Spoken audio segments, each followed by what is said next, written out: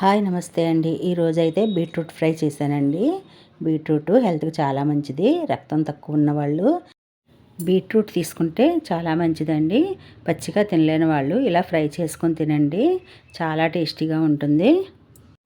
నేను ఒక పావు కిలో బీట్రూట్ తీసుకున్నానండి. కర్రీ స్టార్ట్ చేసేద్దామండి. ముందుగా బీట్రూట్ ఇలా చెక్కు తీసేసుకుందామండి. చెక్కు తీసేసుకున్నాక శుభ్రంగా కడిగేసి చిన్న చిన్న ముక్కలుగా కట్ చేసేసుకుందాము. ఫ్రైకి కాబట్టి చాలా చిన్నగా కట్ చేసుకోవాలండి.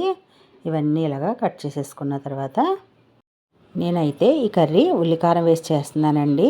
చాలా టేస్టీగా ఉంటుందండి ఉల్లికారం వేయడం వల్ల. కట్ చేసిన ఉల్లిపాయ ముక్కలు, జీలకర్ర, వెల్లుల్లి రెబ్బలు, కారము, ఉప్పు, పసుపు వేసుకొని కోర్స్గా గ్రైండ్ చేసుకొని పక్కన పెట్టుకుందాం. నెక్స్ట్ స్టవ్ మీద పాన్ పెట్టుకొని ఆయిల్ వేసి పోపు దినుసులు ఫ్రై అయిన తర్వాత పచ్చిమిర్చి, కరివేపాకు, ఎండుమిర్చి వేసి మనం కట్ చేసి పెట్టుకున్న బీట్రూట్ ముక్కలు కూడా వేసుకొని ఉప్పు, కారం, పసుపు మరలా కొంచెం కొంచెం వేసుకుందామండి. వేసుకున్న తర్వాత ఈ ఉల్లికారం కూడా వేసేసుకొని బాగా కలుపుకోవాలి. బాగా ఫ్రై అయిన తర్వాత కొత్తిమీర చల్లుకొని దించేసుకుందామండి. Thanks for watching.